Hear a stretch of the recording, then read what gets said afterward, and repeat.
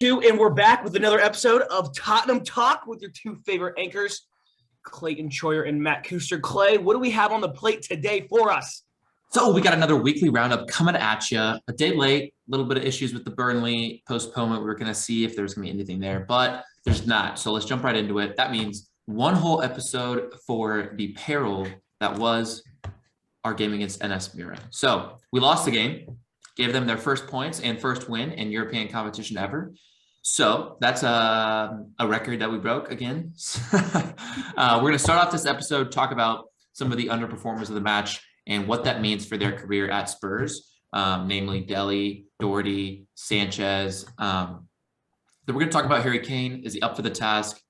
Talk about Tanguy a little bit, our center back movement. And then we finish the episode out. We're going to talk about what the job is that Conte has ahead of him and our signings that are needed coming this January if we want to, push for top four or any meaningful place this season. So, Matt, let's run it up. Talk about Dele first. Dele first. Jump right into it, right? Yeah. Why not? It was interesting because let's see if I can pull up the lineup. Give me 30 seconds. I'll kind of start us off with a question here. Let me pull up the lineup here. Dele Alli has gotten an opportunity now under all of our managers, maybe besides Jose, but I don't understand what it is that he needs to get back to his old form or any form that can be beneficial to us. So for you, what is that? What has happened to him? What is this downfall of Dele Alli, this tragedy story that we've been watching the last couple of years? It's so weird because 2016-17 season, yeah, when he was putting up goals, double digits, 10, 11, 12 goals as almost like an attacking midfielder, center forward under Poch. He was, this next big thing, and I don't know if it's scenery for him yet. I don't know if it's maybe he just needs a new challenge, a new atmosphere. But it just kind of seems like he's burnt out under the Tottenham badge. Mm-hmm. And I hate saying burnt out. I don't know if that's maybe the proper word for it or proper phrase for him. But he's still a good player. I think he can still do wonders somewhere else. I just don't think the level he's wanting to get to or get back at is at Tottenham due to just all the changes that haven't been made. That's not in his control. Managing. So ever since Poch left, you had Jose come in, and then we have Nuno come in. Now we have Conte come in.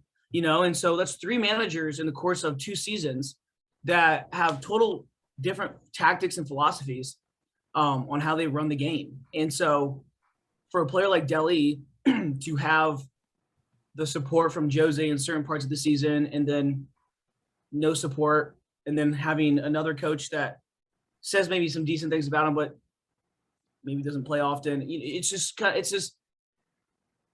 It looks like to me that he just needs to go. He needs to go somewhere else and play somewhere else, unfortunately. Whether that's another team in the Prem, that's another team in the Prem. But I still think his quality is still there. I think his quality is still there. You think he can reach those heights again? I mean, I think he needs that confidence. He needs a booster. He needs a manager that I think believes on him. And I think Pochettino is going to be someone, if not the only one to do that. I mean, don't get me wrong. There's other managers out there that I think would like to have Dele in his quality, but him and Poch just had, I think, such a positive relationship back at Tottenham that, with the Dele rumors on loan to PSG a couple years ago, that was going to be a good thing for him. I thought, just because I wanted him to get back to his individual levels, not just for Tottenham's sake. Don't get me wrong. I would love for him to perform under the Tottenham badge like he used to, but it's tough because, as a fan of not just Spurs, but of, the players on the team, Dele is someone that you and I both would agree was young when we were kind of young, starting into really liking the team. He popped off probably about 4 years into me starting to like, watching Tottenham. So he definitely was a younger soul that kind of brought life into the game that I liked. And it's sad to see how he performs now because what we know he can do. Right. But I think ideally it'd be better if he did go somewhere else because I think he'd do better under a new manager and probably a new scenery.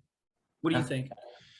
It's tough. I mean, I've been, I tend to give people the benefit of the doubt, right? I mean, like you said, new managers here, new managers there, different play styles, expectations, all that. But if you really are the level that he was at one point, I mean, he started to dip under Poch, so there's not really an excuse there. So I think it's something else. There's burnout might be a good term, like you said, but you look at it, it's not like he hasn't gotten an opportunity. I mean, Nuno wanted him to be a player for him. Like, and yes, he was only here for a short amount of time, but he got a lot of time under Nuno. And now Conte comes in and Conte's given him an opportunity too. It's hard because if you're a new manager, you see a player like that, you're like, oh, I can be a part of his revival. I can give him the pieces he needs to make a comeback, But it seems like every manager that tries it is realizing, well, maybe I can't, maybe this is something else. So I think you're right. I think he's got to leave. But what does that mean for Conte now? Does Conte, if you were Conte, do you give him another chance? Any chance? What does that look like? See, like chances. This is when it comes to at the level of the game, at the level that Conte is coaching. At the end of the day, it's 3 points. We just want to win. And your feelings honestly don't really matter to me as much as they should. Also argue maybe they should. Fair enough. If I was Conte, yes, I'd get him out of there as soon as I could. I'd get him out of there, and I'd get a couple more out of there. A rebuild's also a rebuild. I mean, with how cheesy and cliche that sounds, like a rebuild is a rebuild. And, you sell off all the guys that you want to offload, all the, kind of deadweight players and get some new talent, right. Which every club does. I mean, businesses do it. I mean, everyone does it. And so it's interesting to see how Conte is going to approach that situation and approach that in January. But there's definitely likes of like, I could name off, Dyer, Doherty, Sanchez, Winks, Dele. I mean, those guys right there, I'd offload immediately. Get them out. My opinion, they're dead weight to me. And all those players, I mean, this is about Mura game for sure. Sanchez, I mean, that performance was a great performance on a great example of how crap we are defensively. And under Conte, I feel like back at Inter, his best qualities with that team was his defense, the defense. And in order for us to do that, we need money, and we also need, the space for him. Dyer's not good enough to be there, unfortunately, and Sanchez has shown many times that he's not good enough to be there. I think Dyer's actually been one of our most solid defenders since Conte's come. I'm sticking to this. Today's date, November 30th, 2021. Sanchez and Dyer need to get out of the club.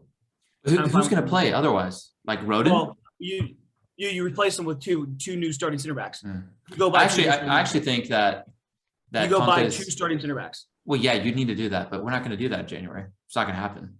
Well, who knows? Well, you got to. I guarantee we'll buy people in January, yes. Right. But I mean, you look also. I don't know. It's hard. I don't know it's how hard. Much, so you I don't know how much room and leeway you can give our defense. I don't know how much. I mean, don't get me wrong. I get in winning games, you have to score. I get that. And that Kane saga and us scoring is a whole nother ordeal. But we're working on that. But I still think, defense wins games, defense wins championships. And so here's my question then.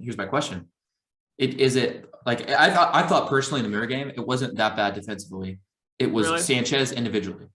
Twice. Sanchez individually was terrible. They got like 2 chances and they scored on both because Sanchez maybe you take back the fact that maybe I take back the fact that you sell Dyer, but you still, in my eyes, need to get 2 starting center backs. Or if not, 2 center backs, one's a starting center back in January.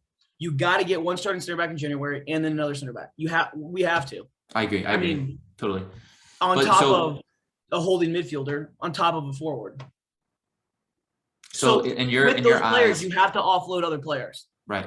In your eyes right now. Likes of a lot of these guys on Inter, Conte wants because of the tactics that he displays, but it's not like he's just throwing random guys at Inter. Brozovic is one of his most prolific defensive midfielders that Inter had, and he played right in the central in the 3-5-2, and that's something that we lack. Yeah, So, I know there's and there's the front Cassier of potentially next summer. Who knows? Stuff like that. But like, if we're gonna want to be a challenge, if we want to be a team that can compete for top four and a team that wants to play, Champions League football, we have to fix our defense. We have to fix our defense. And I'm sorry, but fixing the defense does not mean going out and spending, I guess, what's the word? Stupid money on I'm not saying Rodon was a bad idea or Rodon was a bad purchase, but we're in a situation where we are not spending the 55 million on Skriniar, but then they're like, okay, we'll pay 45, but they declined. But then we say, yeah, we'll pay an extra 50. We'll pay 15 mil over here for Rodon. Well, I don't know. In my head, I'm like, why can't we just combine that 15 mil to the 45? Yeah. I totally agree. I totally agree. How I guess tight finance, So I just don't want to beat around the bush anymore. As a fan, I know we can be good, and it sucks because we have quality on our team, and we have one of the best managers to walk this planet, and I just don't want to throw it away. And I think that he's going to be one of the better ones to buy us and find us good back line. I agree. Over Jose. And I think that is because Conte came from a winning side, one that trusts him as well. And his fallout with Inter wasn't like a bad thing. It was a mutual agreement because Milan doesn't have any money. So listen, we can't afford you. And that's why I think you take advantage of. And that's why I feel like, all the tweets about Brozovic potentially not having his contract extended and whatnot and so forth, blah, blah, blah. But I do think it's definitely a January window to take advantage of, even next summer. But our defense has got to get fixed before we focus on anything else, I think. That Mura game, I thought, was a great example. You're right, though. I think Sanchez is someone to point out on that. I mean, but how often now we use the outside backs in the attack? I'm not talking about us personally. I'm talking just all top teams. I mean, Liverpool, City, Chelsea. I mean, everyone uses their wing backs so well, and they use them perfectly. So we can't have Doherty go up and give a half-ass cross against, especially against the side, really, come on. Yeah. So that's the issue I have. When you're I'm kind of going on a rant here. This is great. Having being like a Tottenham fan, I still think you have to uphold standards of quality. Not saying that we have Doherty being bad, but Serge wasn't the greatest, and it's frustrating to see what we used to be, and then kind of what we accept right now. Not accept, but as fans, we don't. You're right. You're right. I think you're right. Looking at an acceptable performance, we're like, what the fuck is this? No one wants us to watch this, And so that's why when I'm just offload these guys, they're just killing us in wages, and we don't need that. Let's go find new talent somewhere else. I'd rather be playing someone who's 18 years old, who's just as shit as Doherty maybe is, but is learning the game. And it's like Tanganga. Hey, where's D been? Yeah. Well, didn't he get briefly injured after? Hurt, I think he was hurt for a little bit. But that's just another thing that you're right. And you look at the game. Those three players. I think Dele. I was like, oh, another opportunity for Dele, new manager. Come on,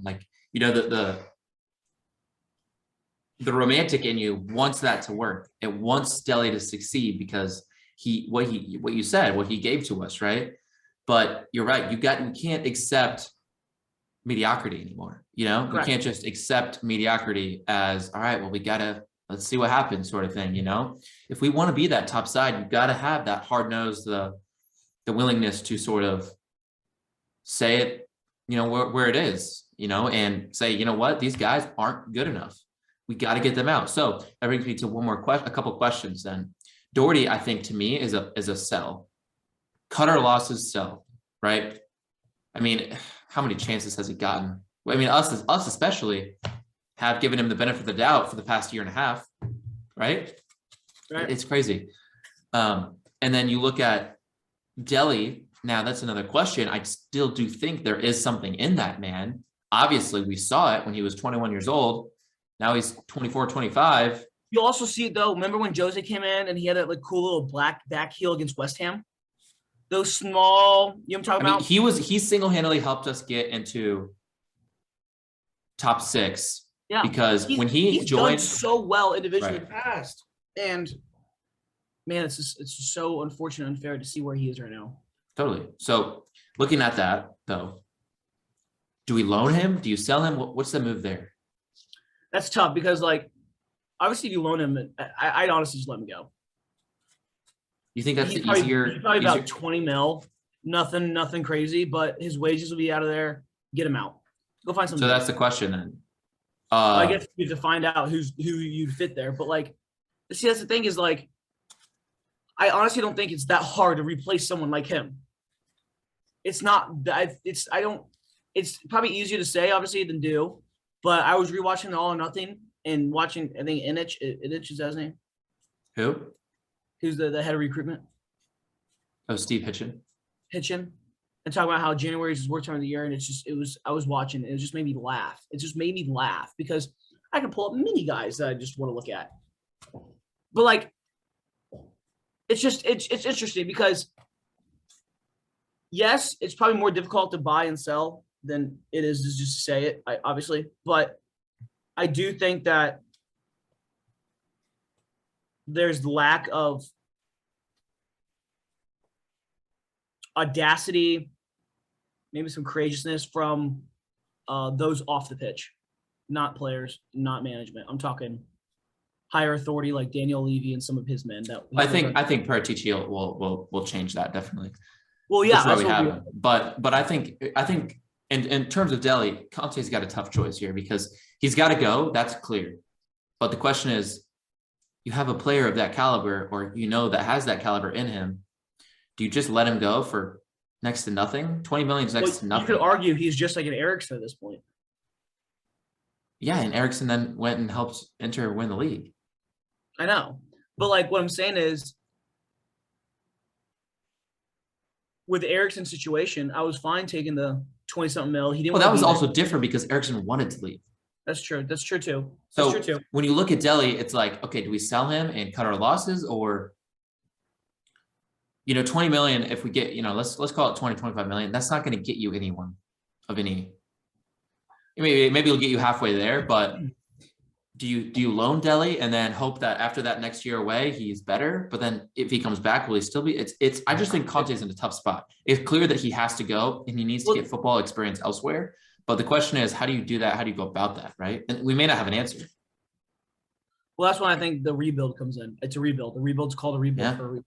So you cut our losses and say move on. Let go. Exactly. You let go of the dead weight. Whether it's you get some money but not all. You're gonna get some though, and then utilize that and maybe invest that towards the next who you buy. Obviously, it's such a game in terms of transfers and finances here, but we're gonna be spending whether it's in January and in summer. But I do think that many players are gonna be offloaded within this season. Ooh, excuse me. January would be ideal because I would love to get Dewson in January, right? If possible. Let's move on. Before we talk about January, let's move on. Before we start January. Yeah, before we move on there. But okay, so Dele, Doherty, talk about them. Talk about our defense. Sanchez, 2 horrible mistakes. He can't see the pitch anymore. To me, it's absurd why Rodon is getting subbed off and Sanchez isn't. Give Rodon the minutes, man. Give Rodon Tanganga and put Davies back there.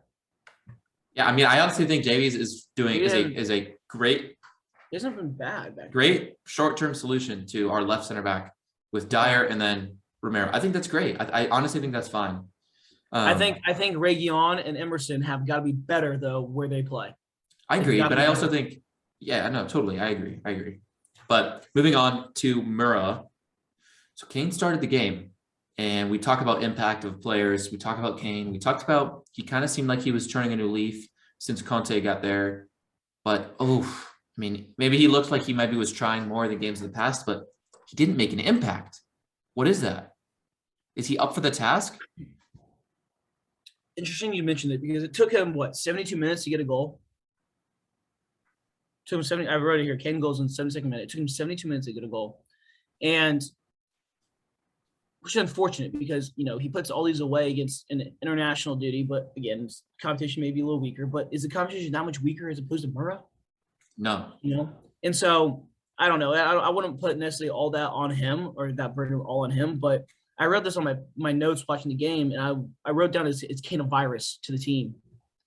And, it's a question that I think is a very valid one that people should ask themselves because, I see the difference between Kane and Son. There's right now, currently, total difference between the two and how they play. And not just like their individual qualities, but the presence they bring, heart, passion, and love for not just the game, but for Tottenham. Son comes on, beats a couple players, tries to get a shot off, does something, tries to do something individually that he thinks he can do. Well, I feel like when you get Kane, whether he gives a chance, he just seems so lazy, lackadaisical, passive, to a point where it doesn't look like you want to be there. And he could argue that he does, but if he does, then show me. You haven't showed me. And I totally agree. It's sad. It is sad. So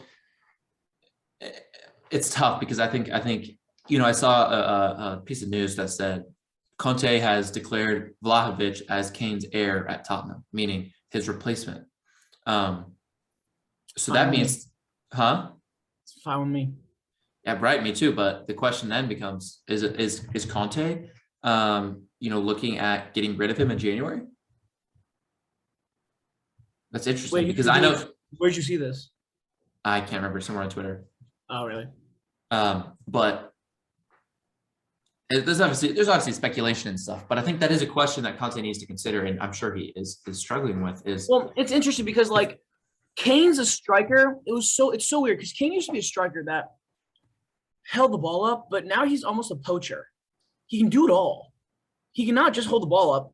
Obviously, he can finish, but the dude can pass like no other.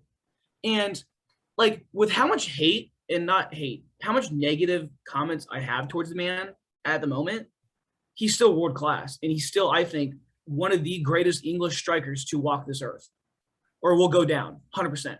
No question about that. I think he's arguably one of the best players currently at the moment. I think that's probably a little bit much, but well, I'm going off of international duty performance, not club. How about that? Okay. But I guess in the past, put it this way, he's obviously done very, very great and consistent work. But him going or Conte having the idea of him leaving, I feel like it's not all bad, but it's interesting because I remember him posting on Twitter, or not Twitter, Fabrizio tweeted it, but it was just saying how Conte commented on Kane about how Kane's world class and wants to win at Tottenham, blah, blah, blah, blah. Who knows? Maybe he does. I'm sure he does, but he's still in this rut, and I don't know what it is, but there's still time. Obviously, I think the Premier League, I'm excited that we have Premier League on Thursday, Premier League on Sunday, some good games, important games. I'm actually really curious to know, too, on who's going to play, because those are two back-to-back Prem matches, which I think are 10 times more important than Conference League matches, in my opinion. Right, of course. And I'm very curious to know on who he's going to start on those games. Yeah, it is nice. Brentford, then who? I'm not sure. Brighton? No, I'm not sure. Norwich. Yeah. It's Norwich. So I mean, so Brentford at home that should be, and Norwich away. No, there's no excuse that shouldn't be 6 points, right? But I'm curious to see. We should have Kane, 9 points in the next 3 games. 9 points in domination. Here, I'll tell you who we play. I have it right here. We play Brentford and Norwich are both home games, and we play away at Brighton. And then we'll away at Leicester. And then home with Liverpool. And I honestly don't – these next 2 games, I want to give them a time, but these next 2 games, Brentford, Norwich, are definitely 6 points. There's no question in my mind we should get 6 points there. If we don't get 6 points there. I agree. So moving on from Kane, I think, there's a lot to go there, but he's still got time to prove that he deserves to play for us for anyone. Honestly, you play like this, you don't deserve to play for anyone. And I think it's still in him. I need him to. I hope he can pull it out because we need him. Honestly, we need him. So now let's talk about one more player before we kind of go into Conte and the January transfer window and wrap this episode up. Tanguy Ndombele. What is his deal? What are your thoughts on him right now? Because he did not look good at all against Mura. Yeah, I don't know. He's so interesting because like back when he played at Lyon, he was so different of a player. I mean, they did I think play 3-5-2 or 3-4-3 back at Lyon. He was in I want to say a 5 midfielder. I could be wrong though, so don't quote me on that. So I think transition to the Prem obviously was difficult. He's had an experience. He's been under 4 managers since he's left. Think about that. He's been under 5 managers in 2 clubs. 5 managers in 2 clubs. That's insane. Yeah, and one of the managers didn't ever leave one club. That's wild to me. That just shows that's very flawed in my eyes, I think. So that being said, maybe that's not his fault necessarily, his but fault, there's a lot there's a lot. I would that definitely look into getting out of the club if I was. And maybe that's not even to say that, hey, he hasn't been playing well, we need to get him out. It's you know what, this guy has had 4 different managers since he's been at Spurs. We're doing a rebuild. I just don't think he's in the eyes of the rebuild under Conte. I think he could do great under Nagelsmann, back at Bayern, and I saw he was linked there too. That's another reason. But I think he's a player that I think could prosper somewhere else, big time. Unfortunately, he's not going to be at Tottenham. He's shown the good things he's shown at Tottenham. I think he can do consistently under a team who's fighting every game and has a chance every game to win, unlike Tottenham at the moment, right? Who's kind of in shambles. Yeah, a stable squad I think he deserves, and I think it's appropriate to let him go, to be honest with you. Yeah, no, I totally agree. I think time for Tanguy to go. I think he deserves it. He's played kind of his part. I disagree with that. I don't think he's. I think he's played his underperformed. part. Maybe he could have done better. I'm not saying that. I'm saying he played. All I'm saying is he's done what he came to do. I don't agree with that though. In what way has he came what he done to do? He hasn't even cemented himself as a proper starter or an impact player. He was the most expensive player our club had ever bought. You're telling me he came and did what he was supposed to do? No. The only reason I push you on that is because I think Tanguy gets a lot of leeway, because it is so clear, no matter who you ask, that he's one of the most talented young players out there. But there's moments where I would say that he did do what he came to do. Yeah, I agree. There's moments, but that's not what makes a player good. Moments don't matter, right? Moments don't matter. It's consistency, and that's what Conte is talking about. You can't have ups and downs. That does not create winning teams. You need consistency, right? So that being said, Tanguy, I think it's time for him to go. I think you're right. I think we cut our losses. Let Conte give Conte some freedom here, because Tanguy, I think, is still going to be a valuable prospect. I think he'll still be upwards of 50 mil. Well, another thing too is I don't think money's not all the issue too. Is I think he's got to have room in a squad to do a rebuild. Not like one player here and not half the having player. Here's 6 open spots. These 6 are gone. In a perfect world, obviously. Right. And it's not all going to happen in January. I think moving on to our next segment here, January is another a beast. I think January is going to be a start for. I think we'll see at least 1 or 2. I think we need 3. We're gonna see at least 1. Promise. No, yeah. Okay. But moving on to that. Let's move on to that then. So talking about what does Conte have in front of him now? How big of a challenge is it? Do you think it's any bigger than it was when he arrived? I mean, in a way, he's got something to lose, but in a way, he doesn't.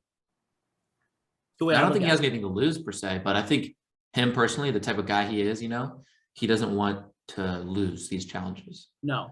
And I think one thing I love about his demeanor is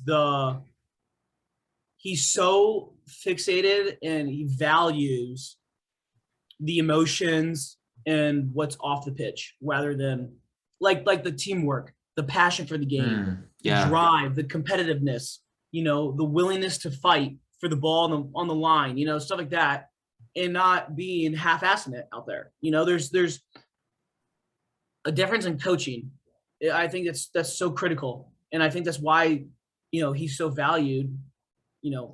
How high Conte is due to his presence and how he motivates his players. And I think that a coach who can motivate players is hard to find. Not only Agreed. hard to find, there's only very little of them. And Conte, I think, is one of the best ones out there that motivates his players. And so that's something I feel like that we've lacked. And I feel like that when a manager has – the way I look at it is the connection that the manager has with these players is the same way I had a feeling of when we played high school soccer with all our friends. I feel like the same sort of mentality is right there. Everyone wants to compete. Everyone wants to be the best. And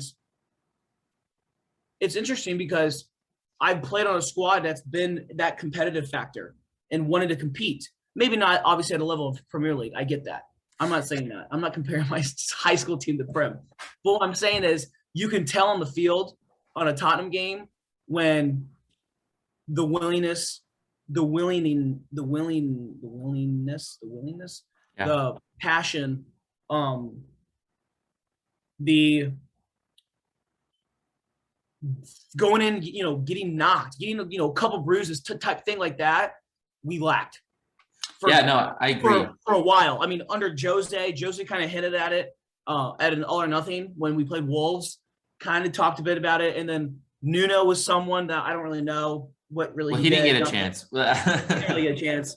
And then you got Conte. So it's interesting because players are so different when they have someone behind them who genuinely supports them and has a passion for what they believe they can do. And Conte believes he can change something here. And I think that proves and motivates the players, which makes them want to play. And if it doesn't, and if it doesn't, you get them out, no matter who it is, no matter if it's Kane, no matter if it's Tanguy. Exactly. It doesn't matter, right? And I think Tanguy's been someone who's the work rate is something that Tanguy lacks. Dele is someone who has a good work rate, defensively and offensively. And I think Tanguy having a poor work rate has shown in training. Right.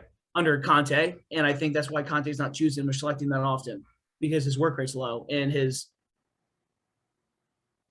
willingness to want to be there. Not want to be there, but work, compete, be an athlete. Yeah, totally. I get it. I'm all with you. I think Conte is. The reason I'm so confident and calm. I know me and you and our friend Dylan, we were having a good debate the other day after the Mura game, and I wanted to bring this up. I don't think I don't know what people expected when Conte came in that things were just going to magically change. I was not surprised at all when we lost to Mura. And people were freaking out. I'm not sure I'd say I was happy we lost. Shut up. I'm not sure. Things aren't going to change automatically, right?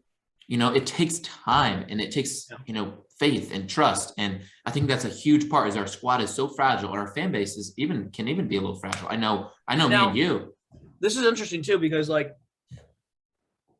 Conte was interviewed and said that, money doesn't need to be the factor in a rebuild. That was interesting because in a way it does, but in a way it doesn't. He's not necessarily fully wrong about it, but I was interested because I feel like if anyone were to say something like that, it'd be Conte saying how I don't need money to change this around. Klopp said the same thing and then went off and bought Salah, Mane, and Alisson in the season, but whatever, and then won. But we won't talk about that. Right. But, Conte, I'm curious because we haven't really been a club that spent big before, besides Ndombele that one season. The season before we spent nothing. And then last year we spent like maybe 80 million on 5 different players, but we haven't really spent big. You know what I'm saying? Right. Like dumped, 150 million in 6, 7 players or 4 players that are quality players. 40, 40, 40, 40 here for 4 solid players. So I'm curious to know what we're going to do about that because like it also brings passion for the audience and the fans. Obviously, when you bring new eyes in, Right. new pair of a new body in, but it's definitely gonna be challenging too because Romero's out right now with injury, so even more of a reason to get a center back. So let's move on to that, right? So let's go to January. Finish off the episode. January, a crucial month for us as Spurs fans and as a team in order to get top 4. I think personally, still top 4 is attainable given Man U and given the situation. And then you even look at Liverpool with AFCON where they're going to lose Mane and Salah for the entire month of January. You look at that, I think it's attainable. I really do. But it's going to take some work in January. So how many players do you think we need and we obviously need more than like 2 or 3, but realistically, could we get, and who are those players for you? DeVry center back for Inter Milan, someone that looks like it likes, and then Mateus De Ligt is someone that is on the watch in terms of center back, who I wouldn't be mind looking into. I mean, despite the shit performance they had against Chelsea, I still think he's someone that could definitely blossom. But you got to realize too who they're going to be coached under. So right. Despite maybe how their team is now, don't get me wrong, individual confidence and quality is a big factor and stuff, but I think Conte has done such a solid part and has put a big significance in the Serie A, just in general, winning 3 titles with Juventus and 1 with Inter Milan, and then, being Italy's manager for 2 years and reaching the quarterfinals of the World Cup. Like, he's got history with Italy. And so people want to play for him and people believe what he can do. So having, I think, a De Ligt, DeVry, and a Romero back line would be absolutely clinical. What about a left-footed center back, though? A left-footed center back would be great as well. I'm not opposed to a left-footed center back. I know Pau Torres is someone that was another likes of a center back, but I know there's another one that I like watching is Sven Botman. Lil, I think he's Lil. He's young, he's great as well. But it's tough obviously because players like Koundé don't want to come because we're not in Champions League. That's fine. Don't get them. Get someone else. Right. But so you got to pick though. I did. I said De Ligt and DeVry. So those are the 2 players. Are you talking about in general? Okay, well, those are 2 center backs, top 2 center backs I'd look into. Either one, either or. I think they'd both be great. I think De Ligt would be fantastic, to be honest with you, because despite his age, put him 3-4 years. I mean, he's physical. He brings the stats you need as a center back that can play in the Prem, I think. I think he'd be just fine. He'd be like, in my eyes, he'd be like a Ruben Diaz in my eyes. I think he'd be pretty solid. But I don't know about picking up Brozovic because I'm a huge Frank Kessié fan, and I would absolutely wait until his contract's up in Milan. In the summer. Still, like you might not even wait till his contract's up because in situations like that, he's going to be cheaper right now. So if his contract's up in the summer, you best believe Milan are going to take any price for him right now. No. Well, yeah, but he'll be free in the summer. Yeah, but we're not going to get him. If it comes to the summer for me, for Vlahovic or Frank Kessié, we're not going to get him. Well, I mean, you got to be proactive in these things. I don't disagree with that. I don't disagree with that. Obviously, one thing you got to realize too is players will do anything for money. And I get that, but you think we're going to be able to offer more than the other top clubs that would want? This is interesting because Fabrizio tweeted that. Fabrizio has tweeted that links with Frank Kessié. Frank Kessié he declines a $7 million a year contract with Milan because we've offered 8. I get that. So who knows if that's entirely true? Who knows if the numbers are true? I don't know. But that's another thing with Brozovic. Brozovic wanted $6.5 million at Milan, plus bonuses, and they said Oh no, he wanted 7.5 million plus bonuses, but they offered 6, and he said no. So that's another person that is on stalls with the contract. So I'm curious to know as well. But those are 2 defensive mids I pick up, and then Dusan Vlahovic is a given. The dude's putting numbers up. I mean, I honestly think, and Dusan will be, if not the quality of Haaland and Mbappe in a couple of years. I agree, especially if he comes to the Premier League. Dusan is right there behind. And this crazy thing is people think Mbappe is right, like levels above Haaland, and I don't think they're far off. And I think Dusan is right behind Haaland, and he's a sleeper. And I think don't get me wrong, Haaland has put up 50 goals in 50 games, and that's pretty insane for his age. I'm not saying that. Do not sleep on Dusan. He's right there. I agree. He's right there. And I love it. I love it because the young talent that we're being able to watch is fascinating. It is. Totally. Fascinating. Yeah, I think so. Here's mine. I think we need 3 players, same positions you said. For me, center backs, I would go Dele, De Vrij, or Kim and Jae. We've been linked with him again. I honestly think any of those 3 are great. We need those big, demanding center backs, and that's just those 3 are fit the bill. So I think eventually we need a left-footed center back. If we could get that, we need that soon, I think, but it's tough. And then honestly, and then midfield, I agree. I think Frank Kessié, or I would even go. I also think Weston McKennie would be huge. And we've been sort of half linked with him here and there. And I think. Did you also see Kulusevski was linked? Yeah. That's another young guy who I think could do wonders with us. If Bergwijn ends up going on loan somewhere or going off, I think he can replace that side perfectly. I love Kulusevski. He is someone fun to watch on Juve. By the way, Juve is playing right now. I also think, and then also Vlahovic is a given. I think we have to get him in January because he'll be somewhere else. He'll be somewhere else if we don't get him in January. Well, I don't know if you know, but Fabrizio tweeted again. Atletico last summer offered 50 mil plus 10 million in bonuses. He declined that contract from Atletico. Florentino also declined it. Florentino offered to extend 2023. He declined 2023 extension. I think he's going to Tottenham. All right, let's not get our hopes up because we know how that plays out. But here's where I think January is very important. Tonight, Arsenal. I'll round out. Well, yeah, of course. And I'll round out kind of the episode with this.